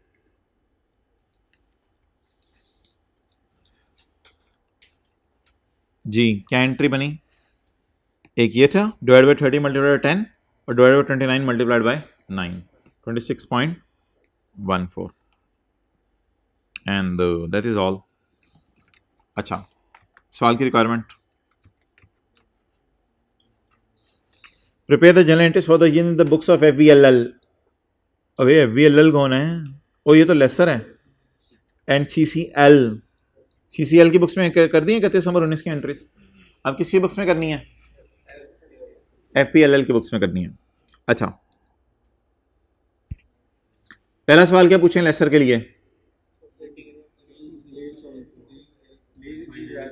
ओ भाई ब्लैक शर्ट, पहला सवाल क्या पूछें? हाँ लेसर सिंपल है या डीलर मैन्युफैक्चरर है? तो देखें बताएं लेसर सिंपल है या डीलर मैन्युफैक्चरर है? Purchase a machine for 2 million. ये तो नहीं लिखा हुआ इसके मशीनों का कारोबार है, मशीन इसके लिए इन्वेंट्री है और ऐसा तो कुछ नहीं लिखा हुआ, बस he purchase a machine having useful life of 8 years and residual value is estimated at 16 million. तो परचेज अ मशीन बस, ये तो नहीं लिखा हुआ he is a dealer of machines या he is a trader of machines, तो नहीं लिखा हुआ। तो इसका क्या मतलब है? ये मशीनें खरीद के अपने पास रखता है और बेचता है, या सिर्फ इसने बैंक की तरह काम किया और मशीन खरीद के लेसी को दे दिया? खरीद के। अगर सवाल में लिखा होता कि हाँ लीजिंग लिमिटेड है, नाम से भी, लेकिन नाम पे ना जाया करो। अच्छा तो अगर सिंपल सवाल के अंदर ये लिखा होता कि French vanilla is a dealer of machines, तो इसका मतलब है ये कैश पे भी बेचता मशीन है बिलावल को और शेख रशीद को लीज पे भी देता। तो अभी ये सिंपल लेसर है, सिंपल लेसर है। अगला सवाल क्या होगा? फाइनेंस लीज है या ऑपरेटिंग है? तो चलें ये 5 टेस्ट लगाएं। पहला टेस्ट, ऑनरशिप मुफ्त में ट्रांसफर हो जानी है 2.5 साल के बाद लेसी को के, बाकी 5.5 साल वो यूज करें, बाकी 5.5 ही बनते हैं ना? हाँ 5.5 ही बनेंगे। तो क्या ओनरशिप मुफ्त में ट्रांसफर हो जानी है 2.5 साल के बाद? नो। दूसरा सवाल, क्या 2.5 साल के एंड पे लेसी मार्केट प्राइस से कम पैसे देके एसेट को खरीद सकता है और ये रीजनेबली सर्टन है कि वो खरीदेगा भी? तीसरा सवाल, क्या यूएल को डिवाइड करें इकोनॉमिक लाइफ से तो जवाब 75% से ज्यादा आता है? 75% से कम आता है। 2.5 डिवाइडेड बाई 8, 75% से जवाब ज्यादा नहीं आ रहा। अगला काम, जो पीवी है, पीवी तो निकली पड़ी है, पीवी है उसको किससे डिवाइड करें? फेयर वैल्यू से। तो जवाब 90% के करीब आएगा या नहीं? पीवी तो निकली पड़ी है ना, पीवी निकली पड़ी है ना, पीवी निकली पड़ी है ना, उसे फेयर वैल्यू से डिवाइड कर दूं? खुदा का खौफ करें यार, पीवी से मुराद इधर लेसर की पीवी है और लेसर की पीवी तो 15% पे निकलेगी, लेसर की पीवी तो 16% नहीं। अब तो लेसर का सवाल शुरू हो गया ना, ये सुबह सुबह बुलवाते हैं। तो लेसर का सवाल शुरू हो गया ना, तो लेसर का सवाल जब शुरू हो गया तो फिर लेसर का सवाल शुरू हो गया, तो फिर लेसर का सवाल शुरू हो गया तो फिर लेसर का सवाल शुरू हो गया। तो जब लेसर का सवाल शुरू हो गया तो सिंपल लेसर तो इम्प्लिसिट रेट यूज़ करता है। तो मैं नहीं कह रहा पीवी निकली पड़ी है, पीवी नहीं निकली पड़ी, निकालनी पड़ेगी पीवी। असल में ना लेसर भी पीवी ऑफ एलपी जमा पीवी ऑफ यूजीआरवी को एनआई कहता है जमा करके, तो इसलिए कोई हरज नहीं पीवी का लफ्ज़ बोलने पे, यूजीआरवी है ही नहीं। आपको पता है लेसर पीवी ऑफ एलपी जमा पीवी ऑफ यूजीआरवी को जमा करके क्या नाम देता है? एनआई का देता है। अच्छा यार स्टिल मैं कहूँगा छोड़ें परे, पेपर में लीज क्लासिफिकेशन तो मांगी नहीं उसने, पीवी निकालने की ज़रूरत नहीं है। वजह पता है क्या है? ये 74.69 है ना, तो डिस्काउंट रेट अगर आप चेंज भी कर लेंगे तो 1% ही डिस्काउंट रेट चेंज करना है ना, तो 74.69 जो है वो कितना किसमें फ़र्क पड़ जाएगा? कोई 2-3-4 मिलियन का फ़र्क पड़ जाएगा, जो भी जवाब आएगा। मिसाल के तौर पे अगर आप, अच्छा मुझे ये बताएं वैसे कि मैं रेट को 16 से 15 जब करूँगा तो रेट कम होने से पीवी 70, अभी मुझे बताएं 16% पे पीवी अगर 74 है तो 15% पे पीवी गिरेगी या बढ़ेगी? गिरेगी या बढ़ेगी? जब डिस्काउंट रेट ज़्यादा होगा तो याद रखिएगा पीवी कम आएगी, डिस्काउंट रेट ज़्यादा होगा तो पीवी कम आती है। अगर डिस्काउंट रेट कम होगा तो पीवी, तो पीवी ज्यादा आ जाएगी तो 74 से 77 पे चली जाएगी, 80 पे चली जाएगी, 85 पे चली जाएगी।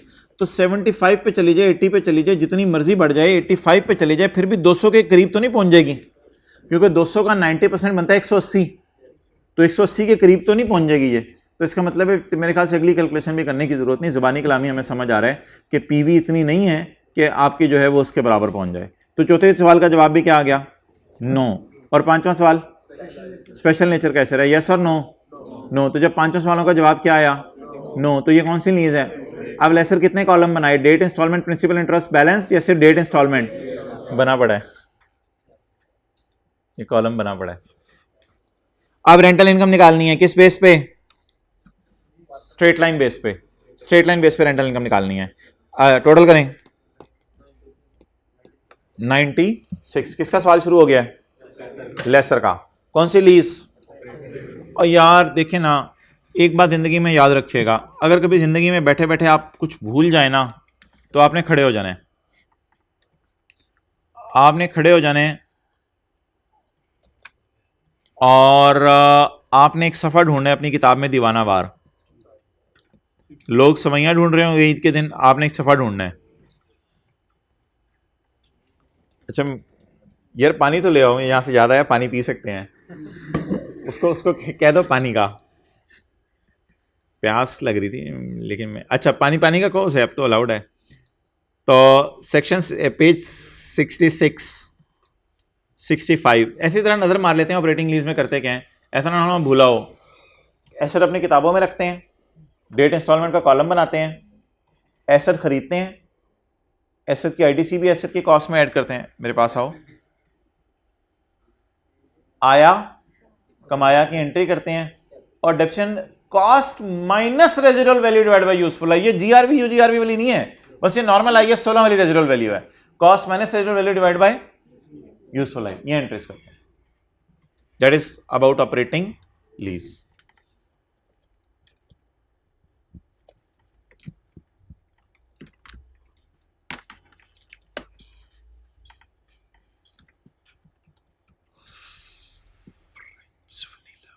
डन जी। अब मेरा एक सवाल है आपसे बड़ा कमाल किस्म का कि 96 को डिवाइड किससे करूं, 8 किस्तें या 10 किस्तें? एक्सेलेंट। नंबर ऑफ पीरियड से डिवाइड करना है आपने नंबर ऑफ पेमेंट से डिवाइड नहीं करना। असल में जो इनकम या एक्सपेंस बुक होता है वो हर अरसे का होता है, ना कि हर पेमेंट का, हर अरसे का। मुझे बता दें 2.5 साल किस्तें पे करनी है, तो 2.5 साल में अगर किस्तें पे करनी है तो 2.5 साल में कितनी किस्तें बनती हैं? तो गलती से ना बच्चे ये करते हैं कि जितनी दफा 12 नजर आ रहा होता है ना उससे डिवाइड कर देते हैं। 12 जितने नजर आ रहा है उससे डिवाइड नहीं करनी। रेंटल इनकम मैंने निकालनी है पर क्वार्टर, तो 2.5 साल में कितने क्वार्टर होते हैं? 10 क्वार्टर होते हैं। तो डिवाइडेड बाय 10 क्वार्टर्स कितना निकला? 9 अब बता दें हर 3 महीने की इनकम कितनी है? हर 3 महीने की इनकम कितनी है? इस 3 महीने की इनकम, इस 3 महीने की इनकम, इस 3 महीने की इनकम 9.6। एंट्रीज कौन सी होनी है? एसेट खरीदने की पहली एंट्री होगी, वो एंट्री बता दें। एसेट डेबिट कैश क्रेडिट कितने से? किस दिन? यकम जनवरी 19। कितने से? 200 मिलियन। लेसर कब डेप्रिशिएट करना शुरू करे एसेट को? यकम जनवरी 19 से ही, उससे कोई फर्क नहीं पड़ता उसने लेसी को कब दिया। उस बेचारे का तो एसेट वैल्यू लूज करे ना यकम जनवरी 19 के बाद से ही, तो इसलिए वो तो यकम जनवरी 19 से डेप्रिशिएट करना शुरू करेगा। अभी डेप्शन वगैरह छोड़ें, मुझे आया कमाया की एंट्रीज बताएं। आया कमाया की 31 मई 19 को आया कितना? 0। क्या entry? Cash debit rent receivable. अगर एंट्रीज भूली हो, debtor debit cell credit, cash debit debtor credit, लेकिन मैंने कहा था पहले कैश की एंट्री कर लें। एंट्री बताएं। Cash debit rent receivable credit. 31 में 19 को 2 एंट्रीज होंगी। दूसरी entry rent receivable debit rental income credit कितने से? 9.6 से। फिर 31/8/19 को 2 एंट्रीज होंगी। आया कमाया, आया कितना? Cash debit rent receivable credit, और इसी दिन एक एंट्री होगी रेंट रिसीवेबल डेबिट। ये आया कमाया की काफी सारी एंट्रीज क्यों हो रही हैं हमारे साल में? क्योंकि क्वार्टरली का सवाल है। इसकी एंट्री बोलें कैश डेबिट डेटर क्रेडिट या रेंट रिसीवेबल क्रेडिट, और rent receivable debit, rental income credit. ये जरा मैं एंट्रीज पे आपकी नजर मरवा रहा हूं।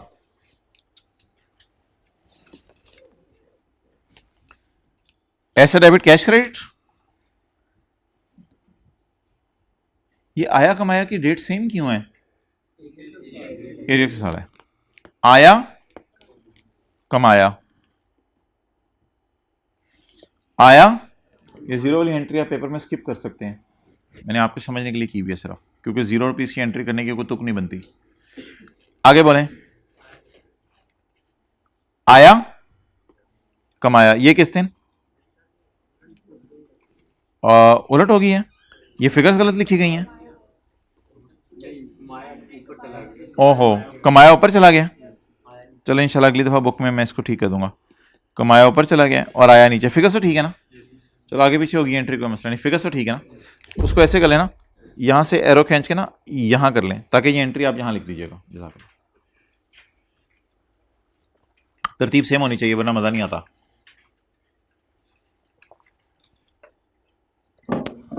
कुछ साथ वाले से पेज नंबर पूछ रहे हैं, बजाय के यहां देख लें।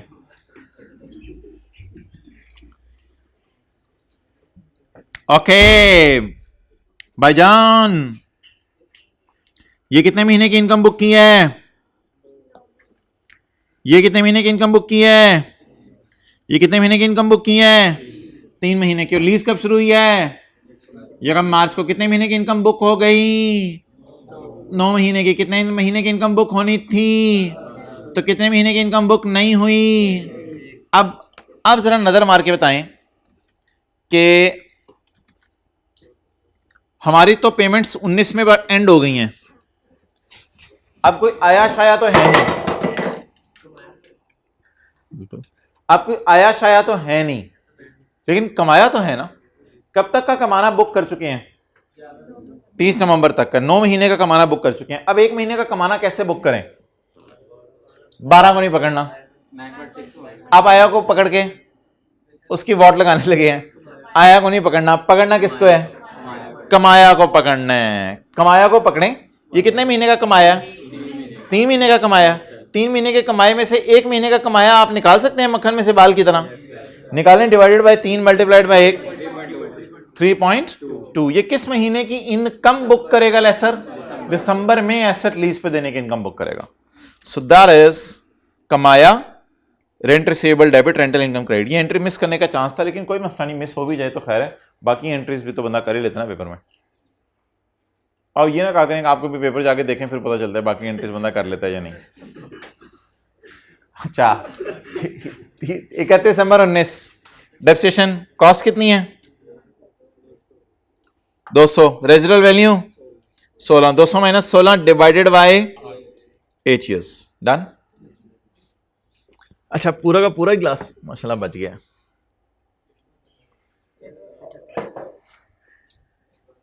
ओके दोबारा ट्राई करें।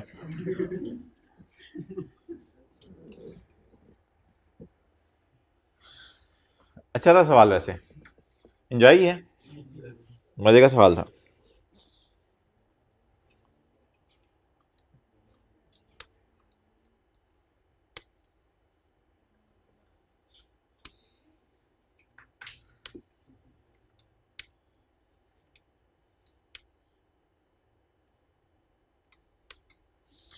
क्वेश्चन नंबर 10 निकालें प्रैक्टिस का।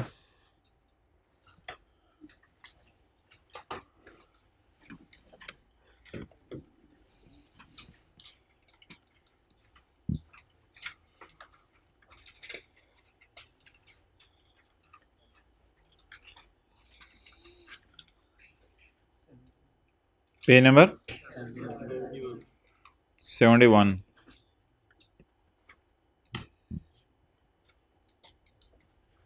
मेरे दिल में नहीं आ रहा, शुरू करें हम IS-21। हमारे दिल में भी नहीं आ रहा, दिलों की फ्रीक्वेंसी मैच कर गई भाई। एडवांस में एरियर में है सवाल? एरियर्स में है, मैंने तो कोई एडवांस वाला कराना था।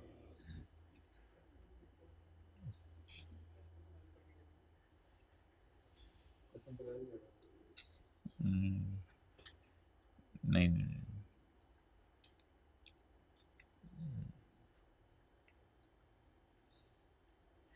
जी क्वेश्चन 4 नहीं किया हुआ ना, question 4 page 68।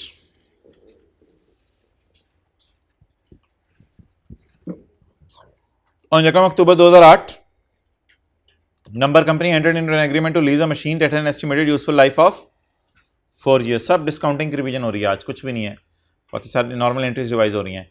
The lease period also 4 years with annual rental of 10,000 payable in advance from यकम अक्टूबर 2008। रेंटल कब से पे होना शुरू होने हैं और लीज भी कब शुरू हो रही है? तो एडवांस में रेंटल पे हो रहे हैं, एरियर में एडवांस में। The machine is expected to have a nil residual value at the end of its life। The machine had a fair value of rupees 34,869। The lesser includes the interest of 10% per annum। Done। अच्छा जी, while calculating the rental, तो accounting year क्या है हमारा? 31 मार्च। ये उसी सवाल में वाज़े बताना चाहिए था पहली रिक्वायरमेंट के अंदर ही, ऐसे फिर कंफ्यूजन हो जाती है। बहरहाल ये सवाल खुद बनाया हुआ है इसलिए शायद, वरना यहाँ लिखा होना चाहिए था ईयर एंड क्या है। What is year and over? 31 मार्च 2010। तो 31 मार्च 2010 की उसने बैलेंस शीट मांगी है इंक्लूडिंग कंपैरेटिव्स। कंपैरेटिव्स का क्या मतलब है? 31 मार्च 9 की भी बना दे, तो पहले साल और दूसरे साल की मांगी है। तो अकाउंटिंग ईयर एंड और लीज ईयर एंड सेम है या डिफरेंट है? डिफरेंट है। एलपी बताएं।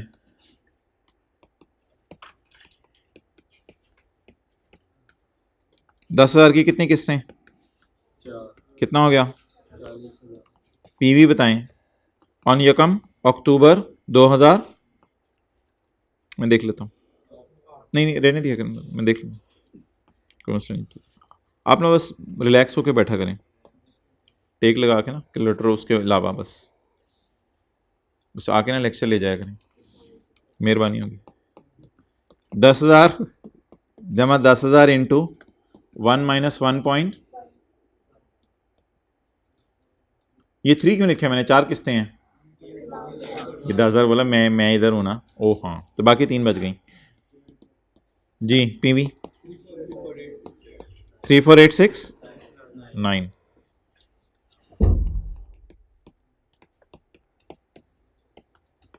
जी भाईजान बताएं। यकम अक्टूबर, यकम अक्टूबर 8 इसमें लीज शुरू होगी।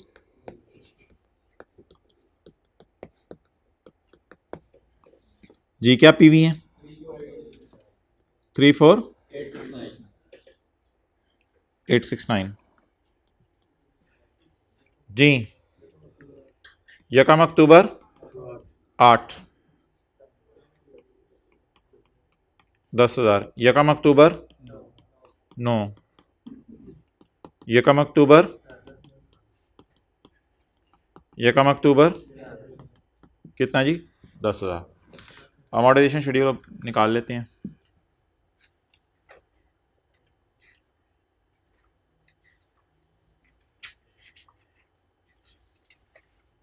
कौन सा है क्वेश्चन?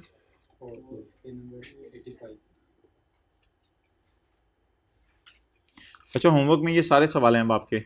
घंटा डेढ़ तो लगेगा आज, फिर 35 है, 37 है, उसके बाद ये पास पेपर का क्वेश्चन है, पास पेपर क्वेश्चन 11, और फिर ये वाला सवाल होगा।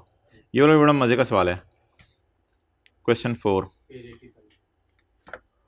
ये अमोर्टाइजेशन शेड्यूल बन जाएगा इस तरह। एडवांस में किस्तें हैं ना, तो ये अमोर्टाइजेशन शेड्यूल बन जाएगा। ये इसकी पीवी है। ये पहली किस्त में आपको पता है इंटरेस्ट नहीं होता जब सवाल किसका हो?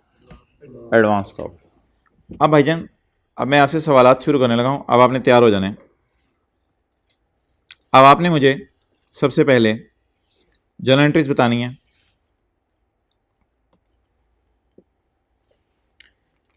इकतीस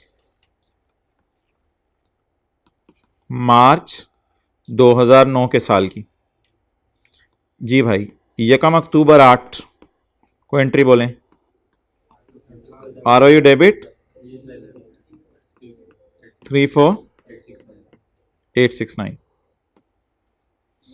इसके बाद अब आप बताएं, यकम अक्टूबर 8 lease liability debit cash credit कितने से? 10,000।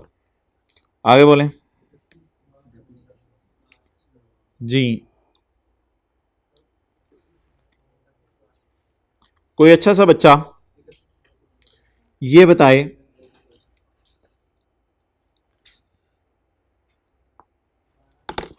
ये इंटरेस्ट कितने महीने का है?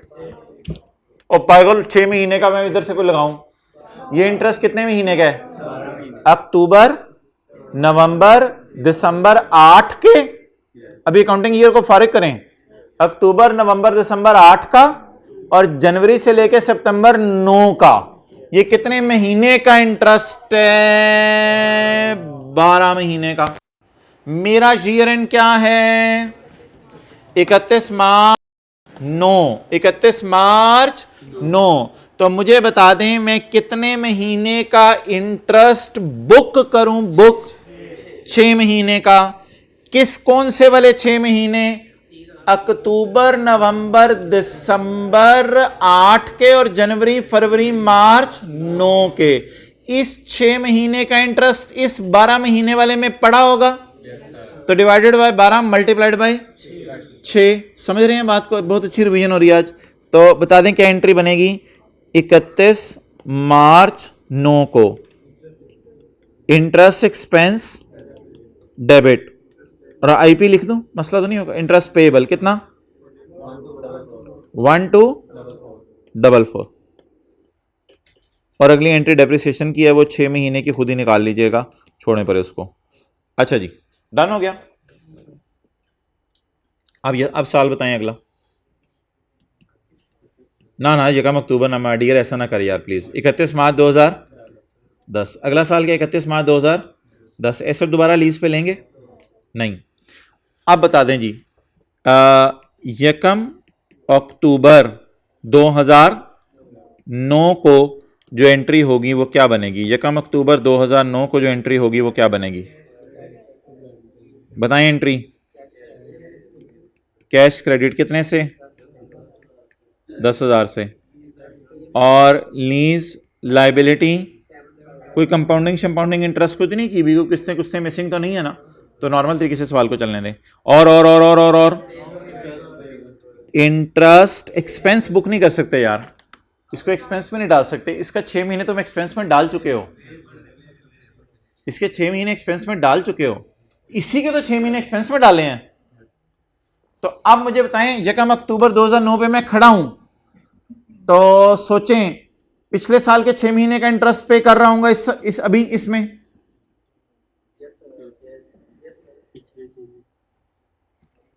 पिछले साल के 6 महीने का इंटरेस्ट इसमें पे कर रहा हूंगा, और इस साल के भी 6 महीने का इंटरेस्ट इसमें पे कर रहा हूंगा। अब एक्सपेंस में कितना डालूं? आधा, 1/2, ये उसी तरह निकलेगा जैसे वो पहले निकाला है। और आईपी कितना खत्म करूं? आईपी ये पुराना वाला खत्म करूं, कितना? 1244। क्लियर? अब मुझे बता दें कि मैंने यहां पे खड़े होके बुक कितने अरसे का करना है? 31 मार्च 2010। तो 31 मार्च 2010 का इंटरेस्ट मैंने बुक करना है, इसकी जरा मुझे बुकिंग करवा दें। वो तो मुझे सही एंट्री मुझे पता है आपको आती है, अमाउंट फिगर निकलवा के दें। ये जो इंटरेस्ट है, ये इंटरेस्ट 12 महीने का, इसमें 2009 के 3 महीने हैं। 2009 के कितने महीने हैं? 2009 के कैलेंडर के, और 2010 के कैलेंडर के 9 महीने हैं। 2010 के कैलेंडर के 9 महीने हैं। उसमें से जो शुरू वाले 3 जमा 3 है वो तो आपने ऑलरेडी कर लिए हैं। कैसे? मुझे ये बताएं ना यार, ये देखें ना, ये 1736 कितने महीने के? अक्टूबर नवंबर दिसंबर जनवरी फरवरी मार्च। ये जो मार्च तक के 6 महीने हैं, इन 6 महीनों का इंटरेस्ट तो मैं ऑलरेडी बुक कर चुका हूं। नहीं, गलत बात कर रहा हूं मैं? अच्छा, दोबारा देख लेते हैं। मुझे बताएं। हाँ सॉरी, मुझे समझ आ गई बात, मैं वो एक चीज को मिक्स कर गया था। ये 12 महीने हैं, ये 12 महीने हैं। इनका इंटरेस्ट कितना बना? 2487। ये 12 महीने कौन कौन से हैं?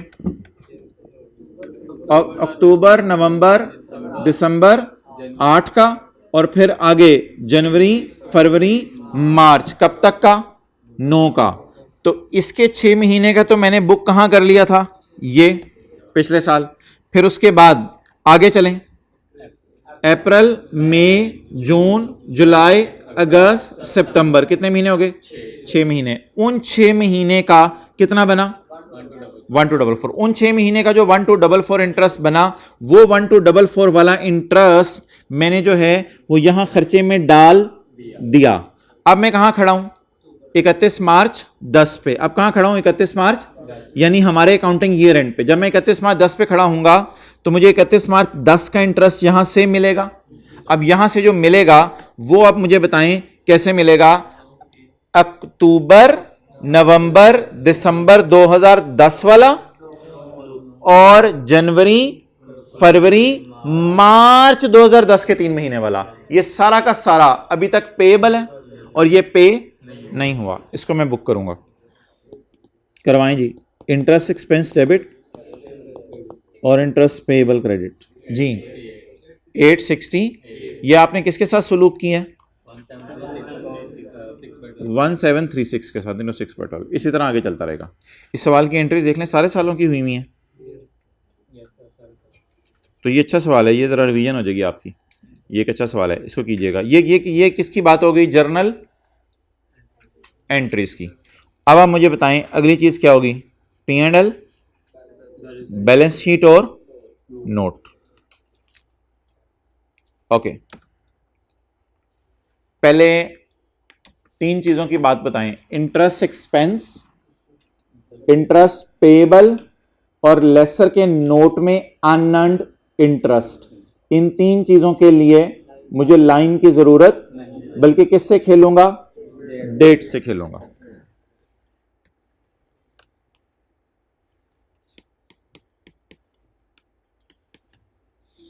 इकतीस मार्च 9 अगर मेरा ईयर एंड है तो मुझे बता दें P&L में इंटरेस्ट एक्सपेंस कितना जाना है? कैलकुलेटर पकड़ के बता दें। इंटरेस्ट एक्सपेंस,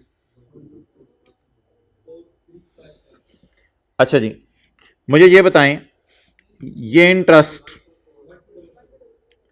कितने महीने का है? ये इंटरेस्ट कितने महीने का है? 12 महीने का है। अब मुझे बता दें मुझे कब तक का चाहिए? 31 मार्च 9 तक का। तो 2008 के 3 महीने और 2009 के 3 महीने, टोटल कितने महीने हो गए? बस मुझे इन 6 महीनों का चाहिए।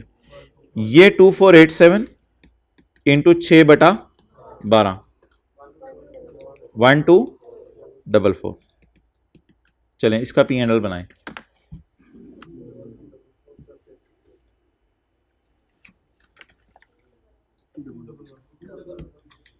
इकतीस मार्च 10 का P&L। कैलकुलेटर पकड़ें।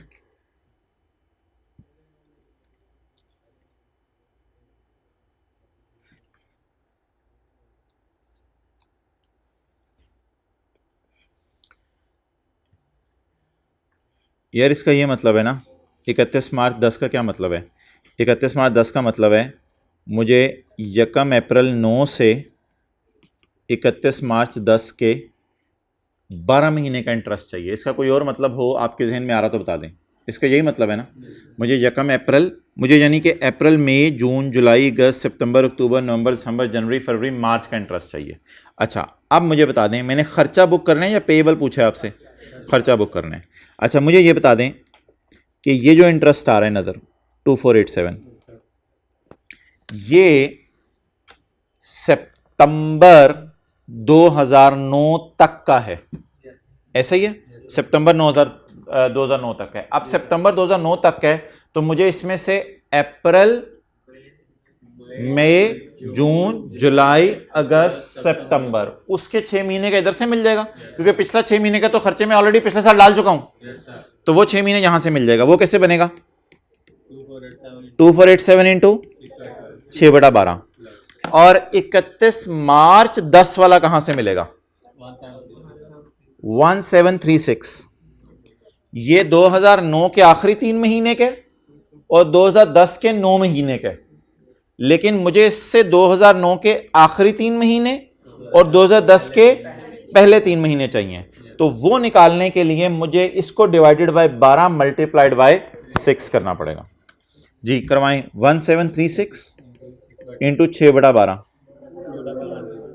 2212। ये कितने लोगों ने निकाल लिया था? हाथ खड़ा करें। 2212। अब आप इंटरेस्ट पेबल वाली साइड पे ना जाएं, इंटरेस्ट पेबल वाली साइड पे ना जाएं। एक चीज मुझे ये बता दें कि 31 मार्च 9 में लेसर के सवाल में अनअर्न्ड इंटरेस्ट कितना होगा नोट बनाते हुए?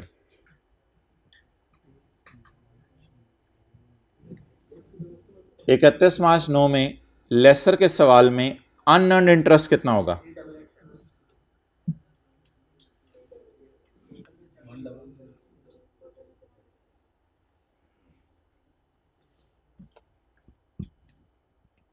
एलपी कितनी है? एलपी कितनी है? 40,000। लेसर इसको जीआई कहता है। और PV of LP total interest 5131। इन तीनों का टोटल साइड पे लिख दूं थोड़ा सा। इन तीनों का टोटल 5131 में से अर्न्ड कितने? पूरा क्यों नहीं अर्न 2487? हाँ, तो इनमें से 5131 में से, अच्छा मैं असल में ये कहना चाह रहा हूं कि अर्न्ड अनअर्न्ड मुश्किल नहीं है चीज, क्योंकि पी एंड एल अगर पहले बना लूं जहन में मैं, तो अर्न्ड अनअर्न्ड वहां से निकल आता है। टोटल में से माइनस कर दें अर्न्ड 1244, तो कितना आ गया? तो यहां हमने लिख लिया जो रजिस्टर पे अपने 31 मार्च 9 में लेसर अनअर्न्ड में डालेगा, बोले बोले बोले बोले 5131 माइनस 1244 कितना? 3887। इसमें फिर चना या मूंगफली बना के आपका मैच नहीं करेगा, क्योंकि ये इसमें काउंटिंग ईयर एंड और लीज ईयर एंड डिफरेंट है, इसलिए उस चक्कर में आपने पढ़ना ही नहीं। आपको बस अनअर्न्ड नीचे आना चाहिए, तो नोट बनाते हैं एनआई आपकी खुद ही सही हो जाएगी। एनआई को टैली शैली ना करें। वो जो सवाल अकाउंटिंग ईयर एंड और लीज ईयर एंड सेम चल रहे हो ना, उन सवालों के अंदर जो है वो मूंगफली या चना बना के मैच कर जाते हैं। इसमें मूंगफली चना कुछ भी नहीं बनेगा।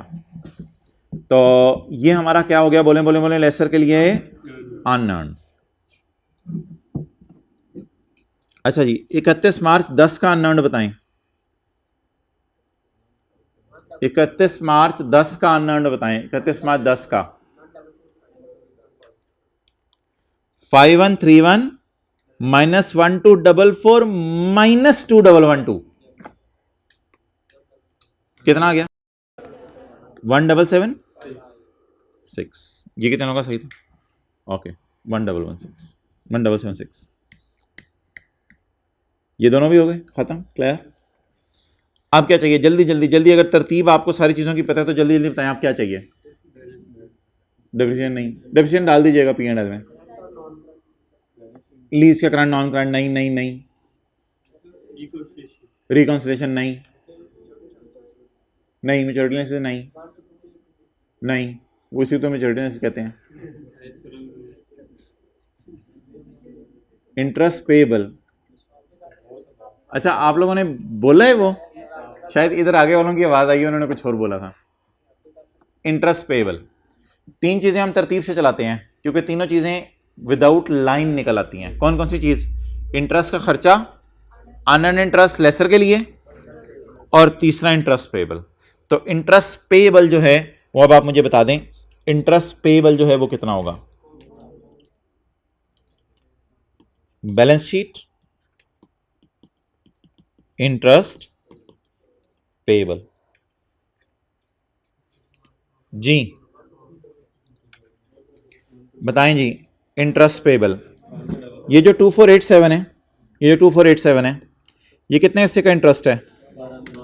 2008 के 3 महीने का और 2009 के 9 महीने का। डन, तरतीब से चला करें। ये इंटरेस्ट 2008 के 3 महीने के और 2009 के कैलेंडर के 9 महीने का है। मैं इन तारीखों में खड़ा हूं एग्जैक्ट, या इन तारीखों के मिड में खड़ा हूं? तकरीबन एग्जैक्ट मिड में खड़ा हूं, 31 मार्च 9 को। तो मुझे बताएं कि अक्टूबर, नवंबर, दिसंबर 2008 और जनवरी, फरवरी, मार्च 2009 के 6 महीने का इंटरेस्ट 6 महीने के एंड पे हो रहा है या अगले साल जाके पे हो रहा है? अगले साल जाके पे हो रहा है। तो फिर इसको पेएबल में डालूं या ना डालूं? कितने महीने का पेएबल में डालें? जितना अरसा हो गया एसेट लीज पे लिए हुए वो कितने महीने हुए हैं? 6 महीने हो गए। तो पकड़ें, ये कितने अरसे का इंटरेस्ट है? 12 महीने का। मुझे कितने का खर्चे में डालूं? 6 महीने का। क्या ये खर्चा है या पेएबल भी है? साथ साथ पेएबल भी है, क्योंकि अभी तक पे नहीं हुआ। कितना आ गया? 1244। इसका जरा ट्राई करें, 31/5/10 का। अच्छा, आप जरा गौर से देखना है आपने।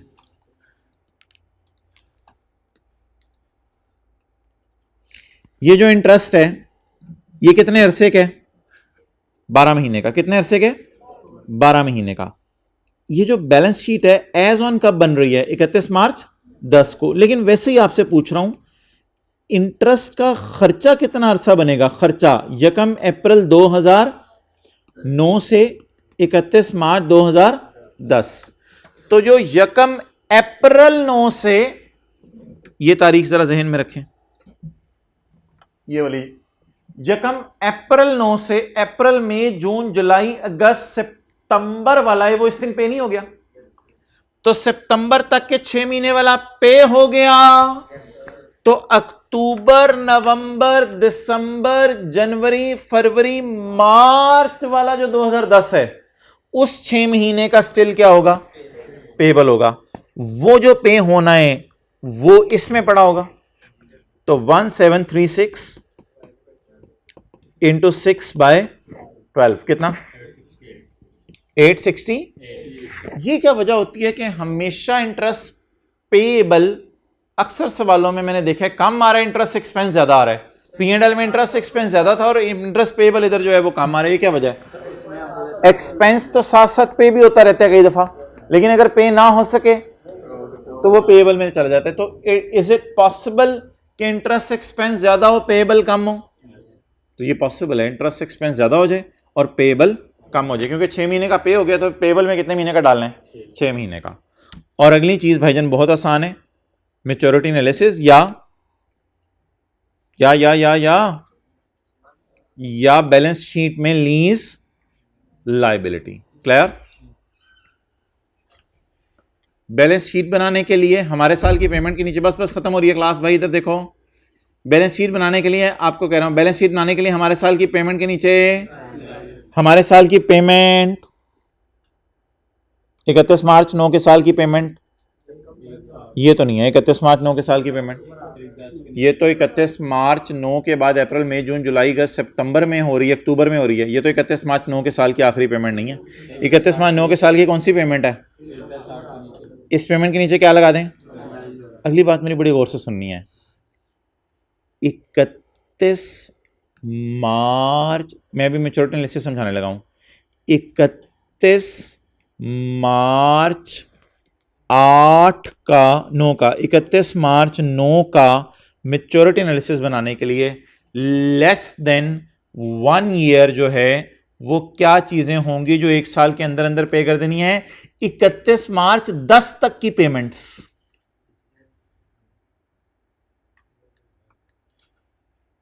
एक 31 मार्च 9 का मैच्योरिटी एनालिसिस है ना, इसका तरीका क्या था? 31 मार्च 9 की पेमेंट के नीचे लाइन लगा दें, तो लेस देन 1 to 2 to, और याद रखिएगा ये सालाना सवाल है, तो लेस देन 1 में एक ही पेमेंट आनी है, 1 to 2 ईयर में भी एक ही पेमेंट आनी है, और 2 to 3 ईयर्स में भी एक ही पेमेंट आनी है। तो 31 मार्च 9 का मैच्योरिटी एनालिसिस बनाने के लिए 31 मार्च 9 की पेमेंट के नीचे क्या लगा दी? अगर 31 मार्च 9 की पेमेंट की लाइन है तो 31 मार्च 10 वाली किस में चली जाएंगी? 31 मार्च 10 वाली कहां चली जाएंगी? Less than. तो 31 मार्च 10 तक ये पेमेंट हो गई है? जरा सोचे 31 मार्च 10 से पहले पहले ये पेमेंट हो गई है? सोच रहे हैं? 31 मार्च 10 से पहले पहले ये पेमेंट हो गई है, बल्कि मिड में हुई है साल के, तो ये कहां चली जाएगी? Less than. आगे चलें, 31 मार्च 10 हो गया, 31 मार्च 11 की पेमेंट्स ढूंढें, 31 मार्च 11 के साल की पेमेंट्स ढूंढें, 31 मार्च 11 के साल की पेमेंट्स ढूंढें। क्या वो मार्च 11 को हो रही है? क्या वो फरवरी 11 को हो रही है? क्या वो जनवरी 11 को हो रही है? क्या वो दिसंबर 10 में हो रही है? क्या वो नवंबर 10 में हो रही है? क्या वो अक्टूबर 10 में हो रही है? तो ये 31 मार्च 10 के साल की पेमेंट है, 31 मार्च 11 के साल की। कितनी? ये पेमेंट किस साल की है? 31 मार्च 10 के साल की, 31 मार्च 11 के साल की। और इसके बाद 31 मार्च 12 के साल में, 31 मार्च 12 के साल में पेमेंट 31 मार्च 12 को हो रही है, फरवरी 12 को हो रही है, जनवरी 12 में हो रही है, दिसंबर 11 में हो रही है, नवंबर 11 में हो रही है, अक्टूबर 11 में हो रही है। ये पेमेंट है ना, तो ये किस में चली जाएगी? टोटल कितना हो गया? ये किस साल की पेमेंट्स हैं? 31 मार्च 12 के साल की पेमेंट्स हैं। 31 मार्च 12 का साल आपको पता है 1 अप्रैल 11 को शुरू हो चुका है। 31 मार्च 12 का साल 1 अप्रैल 11 को, इसीलिए उसमें 1/10/11 को पेमेंट हो रही है। सो ये है तो चौथा सवाल, लेकिन 40वें के लेवल का है। तो इस सवाल को जरा ना तसल्ली से कीजिएगा, चीज़ें आसान है सारी, जो घुमाई फिराई है ना वो आपको समझ आ रही है। वो घुमाई फिराई इस वजह से है कि अकाउंटिंग ईयर एंड और लीज ईयर एंड के अंदर डिफरेंस आ रहा है। तो ज़रा मैं लास्ट टाइम में आपसे पूछने लगा हूँ दोबारा, 31 मार्च 9 के साल की पेमेंट ढूंढ ली, उसके नीचे मैंने क्या लगा दी? लाइन लगा दी। अब फील करें, ये आपको फील हो रहा है 31 मार्च 10 की पेमेंट है? अब फील हो रहा है ना मार्च 10 में हो रही है, ना फरवरी 10 में हो रही है, ना जनवरी 10 में हो रही है, ना दिसंबर 9 में हो रही है, ना नवंबर 9 में हो रही है, बल्कि अक्टूबर 9 में हो रही है। तो 31 मार्च 10 की पेमेंट है ना, तो 31 मार्च 10 की पेमेंट है ये 10। ये किस साल की पेमेंट है? 31 मार्च 11, जो ना 31 मार्च 11 को हो रही है, ना 1 अप्रैल 10 को हो रही है, बल्कि इन दोनों के एग्जैक्ट मिड में हो रही है। दोबारा सुनिएगा, ये बात बड़ी मजे की थी। जो ना 31 मार्च 11 को हो रही है, ना 1 अप्रैल 10 को हो रही है, बल्कि एग्जैक्ट मिड में 1/10/2010 को हो रही है, एंड सो ऑन। डन। अब क्या बनाना है? Balance sheet. तो बैलेंस शीट बनाने के लिए हमारे साल की पेमेंट के नीचे लाइन लगाएं या लगी हुई है? लगी हुई को क्या लगाना? 31 मार्च 9, 31 मार्च 10 वाली को करंट में डाल दें। 31 मार्च 10 की है, मैं होश में हूं, 31 मार्च 10 की है, 31 मार्च 10 वाली को करंट में डाल दें, और 31 मार्च 10 के बाद वाली को नॉन करंट में डाल दें। तो करंट में कितना चला जाएगा? लीज लाइबिलिटी में नॉन करंट लाइबिलिटीज और करंट लाइबिलिटीज, करंट पोर्शन जी कितना? ना 7513 नहीं, यहां 17 और इधर 7513। ये बनी हुई है P&L बैलेंस शीट इसमें, अल्लाह करे बनी हो, क्योंकि ये सारा हर किस्म की चीज़ें डिस्कस हो रही हैं। हाँ बना हुआ है, P&L भी बना हुआ है, बैलेंस शीट भी बना हुआ है, जर्नल एंट्रीज भी है। कमाल सवाल है, आपने घर में जाके जमाल के साथ बैठ के करना है, फिर कमाल के साथ कर लीजिएगा बैठ के। कमाल भी ना हो तो दोनों आपस में कर लीजिएगा, आप पूछोगे दूसरा कौन है। अच्छा ठीक है जी, इंशाल्लाह कल IAS 21 के साथ मिलते हैं।